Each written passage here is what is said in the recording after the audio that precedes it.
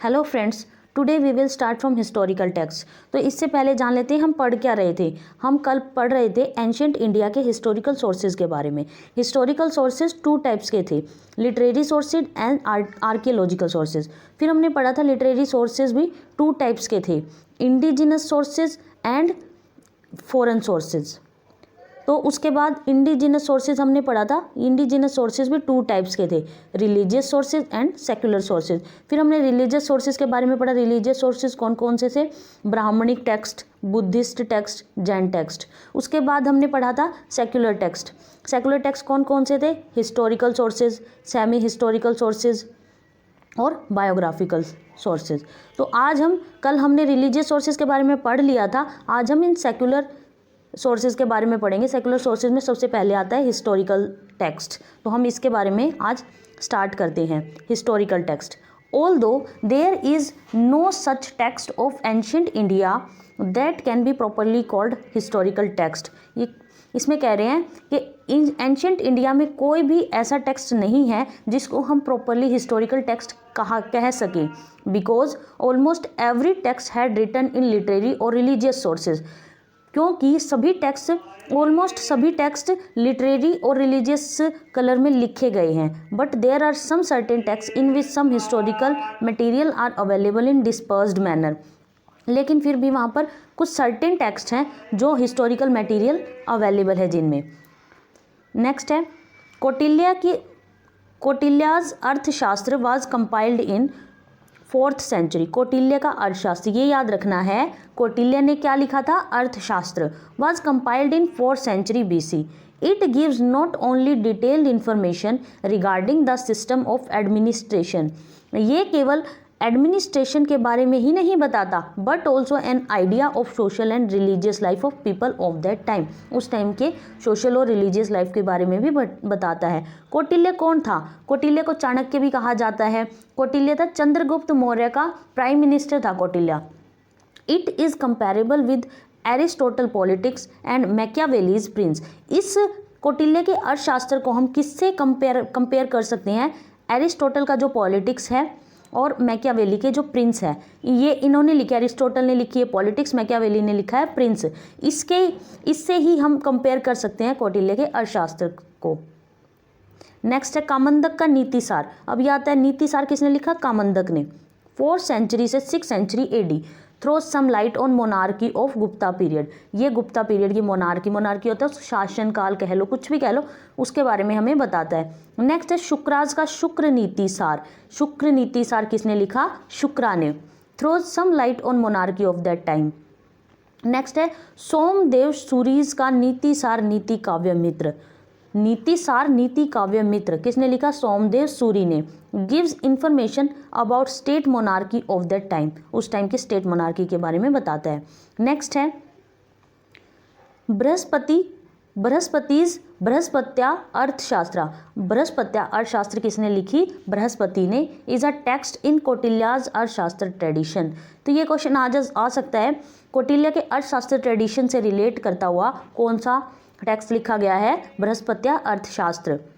Next है the best example of the earliest historical writing is provided by Rajatarangini. ये बहुत important है, ये कई बार आता है क्वेश्चन राजतरंगिणी वाला। राजतरंगिणी जो सबसे ज़्यादा best example of earliest historical है, जो सबसे हिस्ट्री के बारे में हमें बताता है, वो है Rajatarangini. It implies the stream of kings written by Kalhana. Rajatarangini को किसने लिखा? कल्हण ने। In the 12th century AD। It is a string of biographies of the kings of Kashmir. ये हमें किसके बारे में बताता है? कश्मीर के किंग्स के बारे में हमें बताता है। It can be the first work to possess several characteristics of historical writing as it is understood today. It can be the first work, ये सबसे पहला ऐसा काम था जिससे हमें पता चलता है, जिसे हम समझ सकते हैं हिस्टोरिकल राइटिंग को। In the words of eminent historian R.C. Majumdar. R.C. Majumdar कहते हैं there is only one historical work properly so called written by Kalhana. जो एक ओनली हिस्टोरिकल वर्क है जिसे हम कह सकते हैं रिटन बाय कल्हण, जो कल्हण ने 12th सेंचुरी एडी में लिखा, वो क्या है? Rajatarangini. This is Rajatarangini which deals with the history of Kashmir. Kashmir की हिस्ट्री के बारे में बताता है from the earliest times up to the date of composition of the work. ये इस टाइम के बारे में हमें बताता है 1148 to 50 AD।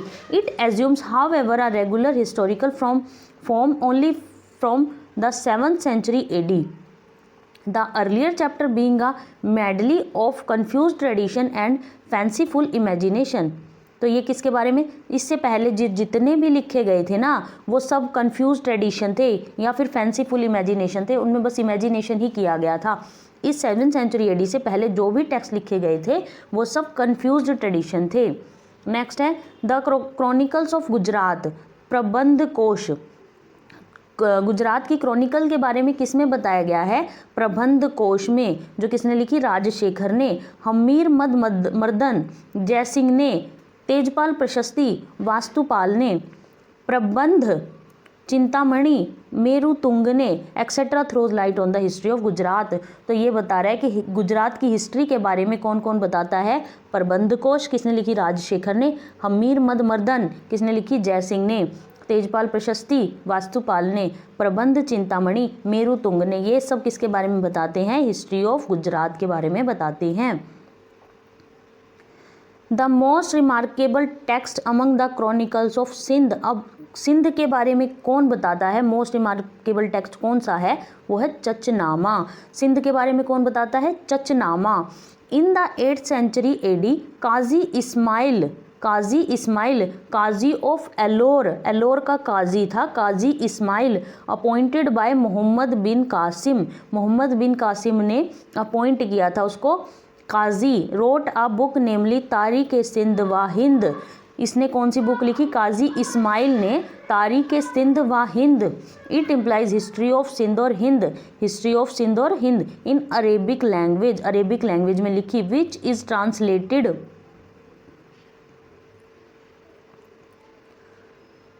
which is translated in Persian language by name of Chachnama by Ali bin Hamid Kufi in 1216 AD। तो ये किसके बारे में बात कर रहा है? तारीख सिंध व हिंद। ये किसने लिखी थी? काजी इस्माइल ने। काजी इस्माइल ने इसको लिखा अरेबिक लैंग्वेज में। तो काजी इस्माइल कौन था? काजी ऑफ एलोर, जो किसने अपॉइंट किया था? मोहम्मद बिन कासिम ने। उसने उसको अरेबिक लैंग्वेज में लिखा। फिर अली बिन हामिद कूफी ने उसको चचनामा नाम से पर्शियन लैंग्वेज में ट्रांसलेट किया। पर्शियन लैंग्वेज होती है ईरानी लैंग्वेज, उसमें ट्रांसलेट कर दिया। The Chachnama is also known as Fatehnama e Sindh. Chachnama को किस नाम से भी जाना जाता है? Fatehnama e Sindh. It provides detailed description of Muhammad bin Qasim Sindh conquest 711 to 12 AD। ये किसके बारे में हमें बताता है? मोहम्मद बिन कासिम के सिंध कॉन्कस्ट, सिंध विजय के बारे में हमें बताता है, जो कब हुई थी? 711 से 12 AD में। तो ये हमने सारे हिस्टोरिकल पढ़ लिए। हिस्टोरिकल टेक्स्ट में कौन कौन से आए? कौटिल्य का अर्थशास्त्र आया, कौटिल्य का अर्थशास्त्र, कामंदक का नीति सार, शुक्र नीति सार, सोमदेव सूरी का नीति काव्यमित्र, बृहस्पत्या अर्थ शास्त्रा और राजतरंगिणी कल्हण ने लिखी। किसके बारे में है? इसमें कश्मीर के इतिहास के बारे में बताया गया है। फिर क्रॉनिकल्स ऑफ गुजरात पढ़े हमने, ये प्रबंध कोश जिसमें हिस्ट्री ऑफ गुजरात का जिक्र किया गया। फिर हमने पढ़ा चचनामा के बारे में जिसमें सिंध विजय का जिक्र किया गया है। अब हम आगे पढ़ते हैं semi historical text. Semi historical text होते हैं अर्ध ऐतिहासिक, जिनमें कुछ ही आधे अधूरे ऐतिहासिक टेक्स्ट हैं। तो वो कौन से? 2 पाणिनि अष्टाध्यायी। पाणिनि का जो अष्टाध्यायी था, पाणिनि ने क्या लिखा? Ashtadhyayi is a grammar book. ये क्वेश्चन कई बार आता है। पाणिनि की अष्टाध्यायी है जो, वो कौन सी बुक है? ग्रामर बुक है। But it throw sufficient light on political condition of pre Mauryan of and Mauryan period. तो इसमें किसके बारे में बताया गया है? वो थी तो ग्रामर बुक, लेकिन वो किसके बारे में भी बताती है? पॉलिटिकल कंडीशन के, किसके? Pre Mauryan and Mauryan period के बारे में हमें बताती है। शेख गार्गीज की गार्गी संहिता, गार्गी संहिता किसने लिखी? गार्गी ने। इज अ पार्ट ऑफ युग पुराण, जो पुराणाज में हमने पढ़ा था ना युग पुराण, उसका एक पार्ट है। इट इज़ बेसिकली अ ज्योतिष टेक्स्ट। तो ये जैसे ये ग्रामर बुक है, पाणिनि की अष्टाध्यायी एक ग्रामर बुक है, इसी प्रकार गार्गी संहिता क्या है? ज्योतिष टेक्स्ट है। But it mention Greek and Scythians invasions, लेकिन ये ग्रीक और सीथियन के इन्वेजन आक्रमणों के बारे में भी हमें बताता है। फिर नेक्स्ट है पतंजलि का महाभाष्य। पतंजलि ने क्या लिखा? Mahabhashya is basically a commentary book. ये कौन सी है? कमेंट्री। कमेंट्री होता है व्यंग्यात्मक बुक। व्यंग्यात्मक मतलब किसी दूसरे पर कमेंट पास करना। तो पाणिनि ने एक बुक लिखी महाभाष्य, उसमें किस पे कमेंट किया? उन पाणिनीज अष्टाध्यायी, पाणिनि की अष्टाध्यायी पर कमेंट किया। पतंजलि ने महाभाष्य एक बुक लिखी, वो कमेंट्री बुक थी किस पर? पाणिनि की अष्टाध्यायी पर। But it also provide ample historical material regarding that time, लेकिन ये उसके हिस्टोरिकल मटेरियल के बारे में भी बताती है। नेक्स्ट है कालिदास का मालविकाग्नि मित्रम। मालविकाग्नि मित्रम किसने लिखा? कालिदास ने। ये क्या है? एक प्ले या drama book. It is first play written by him, ये सबसे पहला प्ले था जो उसने लिखा। It provides information about political condition of Shunga dynasty. ये इंपॉर्टेंट है कि किसके बारे में बताता है? शुंग डायनेस्टी के बारे में and previous royal dynasties. It is called the mirror of interior life of royal dynasties. इसको एक मिरर बोला जाता है कि ये रॉयल डायनेस्टीज का मिरर है। नेक्स्ट है विशाख दत्त का मुद्रा राक्षस। विशाख दत्त ने क्या लिखा? Mudrarakshasa is basically a drama book. ये जरूर याद रखने, ड्रामा बुक है या कमेंट्री बुक है या ये ग्रामर बुक है, ये सब याद रखने हैं। But it contains the description of Chandragupta Maurya, लेकिन ये किसके बारे में भी हमें बताता है? चंद्रगुप्त मौर्य के बारे में हमें बताता है। And his prime minister Chanakya. देखो चाणक्य के बारे में पहले पढ़ा था। चाणक्य ने कौन सा लिखा था? Arthashastra. And some commentary books. It describes how Chandragupta Maurya get Chanakya's assistance. इसमें बताया गया है कि चंद्रगुप्त मौर्य को कैसे, चंद्रगुप्त मौर्य ने कैसे चाणक्य की असिस्टेंस को लिया। टू ओवरथ्रो द नंदों को हराने के लिए कैसे चाणक्य की मदद ली थी चंद्रगुप्त मौर्य ने। Beside this it gives an excellent account of the prevailing socio economic condition of that time. उस टाइम की सोशियो इकोनॉमिक कंडीशन के बारे में भी बताता है। तो हमने इसमें पढ़े कि सेमी हिस्टोरिकल टेक्स्ट कौन कौन से होते हैं। पाणिनि का जो अष्टाध्यायी है वो क्या है? ग्रामर बुक है। फिर नेक्स्ट है गार्गी संहिता। गार्गी संहिता क्या है? गार्गी संहिता एक ज्योतिष बुक है, ज्योतिष टेक्स्ट है। फिर नेक्स्ट हमने पढ़ा पतंजलि का महाभाष्य। पतंजलि का महाभाष्य है जो वो क्या है? कमेंट्री बुक है। किस पे? पाणिनि की अष्टाध्यायी पे। पाणिनि की अष्टाध्यायी पे कमेंट्री बुक है। फिर हमने पढ़ा कालिदास का मालविकाग्नि मित्रम। कालिदास का मालविकाग्नि मित्रम वो क्या है? एक ड्रामा बुक है, एक ड्रामा बुक है। फिर हमने उसके बाद पढ़ा विशाख दत्त का मुद्रा राक्षस, वो भी एक ड्रामा बुक है। ठीक है, तो ये सब हमने सेमी हिस्टोरिकल टेक्स्ट के बारे में पढ़ा। अब है नेक्स्ट है biographical text.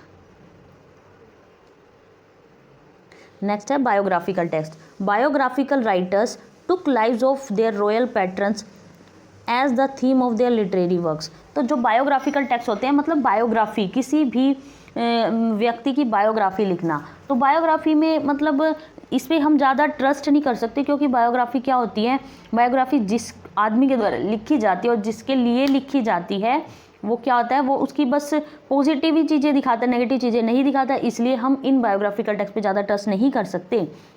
Biographical writers took lives of their royal patrons as the theme of their literary works. So the biographical text cannot be regarded as genuine. देखो लिखा है genuine, इसको हम genuine नहीं मान सकते, although they contain some valuable historical information. Their main object was the glorification of the king rather than to give a real picture of his life and time. तो ये real picture of his life and time के बारे में बताता है. That's why these are called प्रशस्ति काव्य। प्रशस्ति काव्य इट इम्प्लाइज यूलॉजी वर्स। वर्स होता है, वर्स बोलते हैं पद्यों को, जिसमें कविताएं वगैरह। तो इसमें ये प्रशस्ति काव्य होते हैं। प्रशस्ति काव्य बढ़ा चढ़ाकर, प्रशस्ति करना मतलब किसी की बड़ाई कर, बढ़ा चढ़ाकर किसी के बारे में लिखना। तो काव्य क्या होते हैं? पद्य, कविताएं वगैरह। कविताओं के माध्यम से किसी के बारे में बढ़ा चढ़ाकर कहना। तो इन बायोग्राफिकल टेक्स्ट को क्या कहा जाता है? प्रशस्ति काव्य। नेक्स्ट है बाणभट्ट कंपोज हर्षचरिता। बाणभट्ट ने क्या लिखा? हर्षचरिता। हर्षचरित लिखी बाणभट्ट ने based on the life of his patron king Harshavardhana. तो किसके बारे में? हर्षवर्धन के बारे में लिखी in 620 AD। It is the earliest valuable biographical text in India. ये सबसे अर्लीस्ट अवेलेबल था बायोग्राफिकल टेक्स्ट इंडिया में। It is written in Sanskrit language. ये किस में लिखा गया? संस्कृत लैंग्वेज में। इट कंटेन्स 8 उच्छावास, इट इम्प्लाइज चैप्टर। इसमें 8 चैप्टर से first 3 chapter contents autobiography of Banabhatta. पहले 3 चैप्टर में क्या था? ऑटोबायोग्राफी है, और द रेस्ट 5 चैप्टर में लाइफ स्टोरी ऑफ हर्षवर्धना है। Though highly exaggerated, it gives an excellent idea of court life.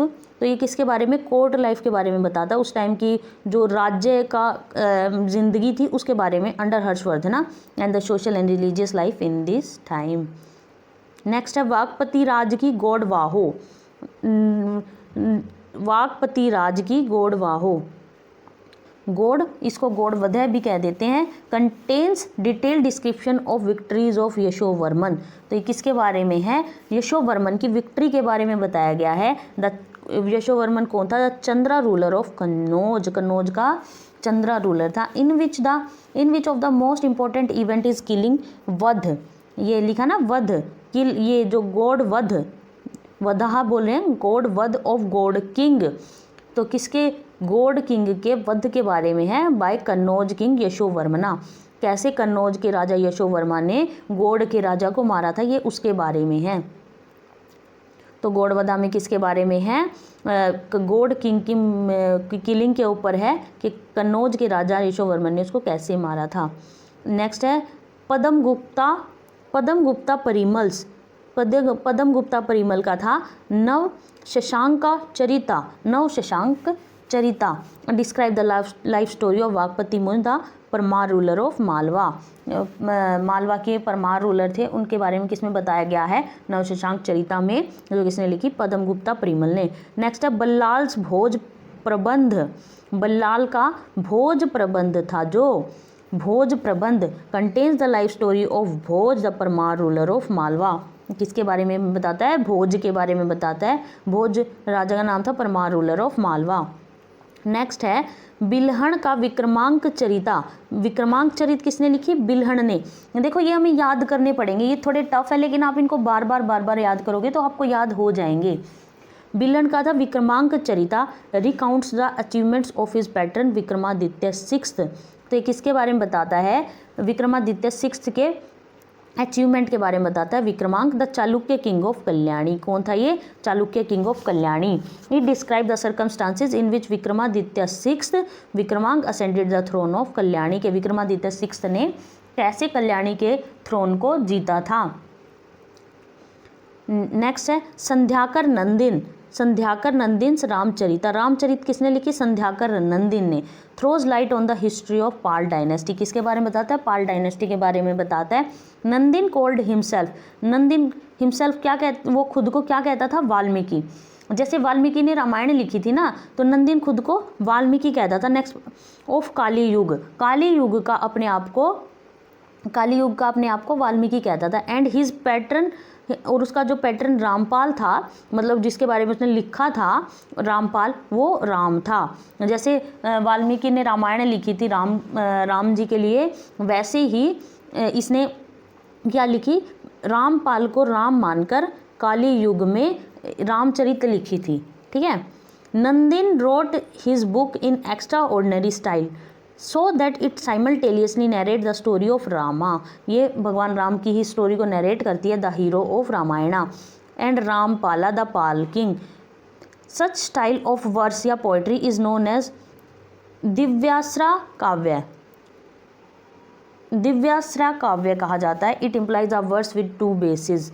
मतलब दिव्याश्राय काव्य किसको कहते हैं? जिसके 2 मीनिंग हो, मतलब जो किस पे लिखी गई हो, 2 मीनिंग पे। तो इसमें राम और रामपाल दोनों के ऊपर स्टोरी बनाई गई है।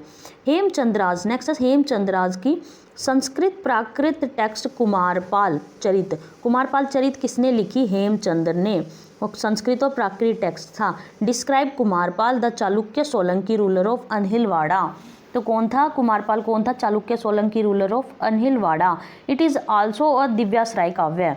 हमने पढ़ लिया ना दिव्याश्रय काव्य किसको बोलते हैं, जिसके दो मीनिंग हो। It simultaneously narrates the story of king Kumarpal and ruler of Sanskrit and rules of Sanskrit and Prakrit grammar. तो इसमें कुमारपाल के बारे में, किंग कुमारपाल के बारे में बताता है और संस्कृत और प्राकृत ग्रामर के रूल्स के बारे में बताता है। नेक्स्ट है जयसिंह सूरीज कुमारपाल भूपाल चरिता। जयसिंह सूरी ने क्या लिखी, Kumarapala Bhupala Charita. Describes Kumarapala Chalukya ruler of Anhilwara. इसमें भी चालुक्य रूलर ऑफ अनहिलवाड़ा के बारे में बताया गया है। नेक्स्ट है आनंद भट्ट की थी बल्लाल चरिता। आनंद भट्ट ने क्या लिखी, बल्लाल चरिता।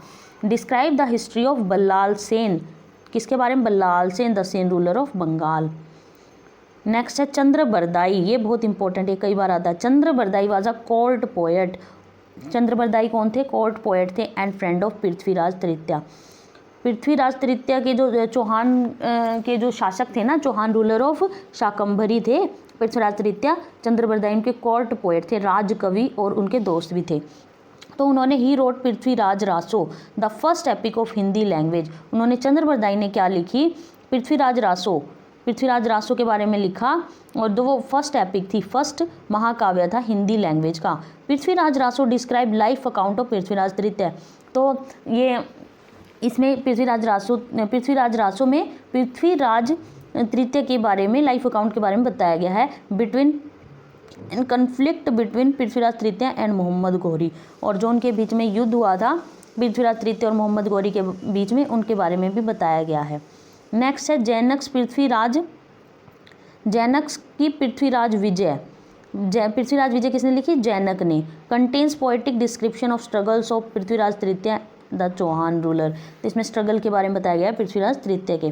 पृथ्वीराज रासो किसने लिखी, चंद्रबरदाई ने। उसमें पृथ्वीराज रासो के पृथ्वीराज तृतीय की जीवन के बारे में और उनके युद्ध के बारे में, मोहम्मद गौरी के और उसके बीच में जो युद्ध हुआ था उसके बारे में बताया गया है।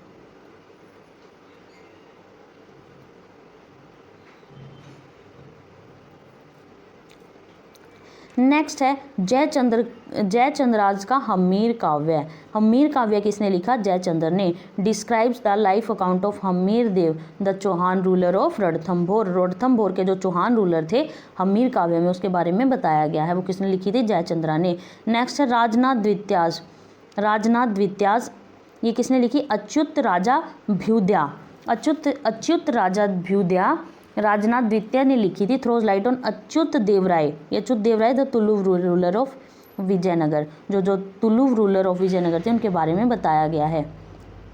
ठीक है, अब नेक्स्ट है court poet and there pattern Kings. मतलब ये हमें बताया ना कि भाई किस किस ने लिखे हैं, तो जो इनके कोर्ट पोएट थे, बायोग्राफिकल टेक्स्ट सब उन्हीं के बारे में लिखा गया है। तो बताया गया है court poet and there pattern Kings, कौन कौन से राजा के दरबार में कौन कौन से राजकवि होते थे।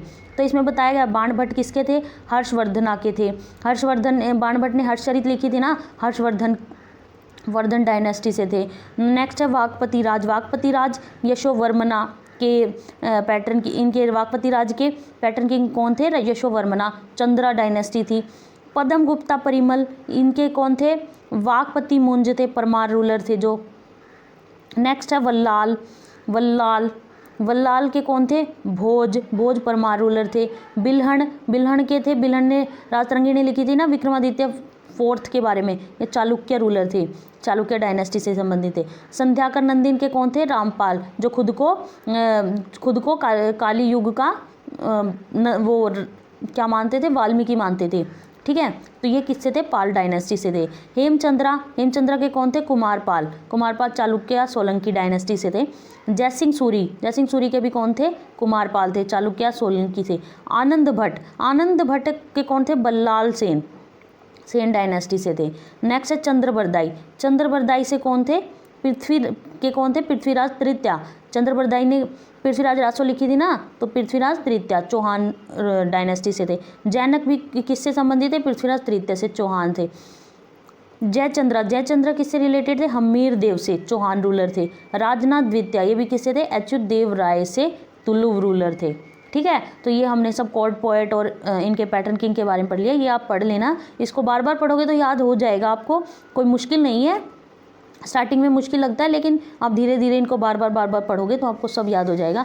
नेक्स्ट वीडियो में हम पढ़ेंगे इन फॉरेन सोर्सेज के बारे में, ठीक है। तो ये सब हमने अभी तक इंडिजिनस सोर्सेज पढ़ लिए ना, अब हम नेक्स्ट वीडियो में फॉरेन सोर्सेज के बारे में पढ़ेंगे। Okay, thank you.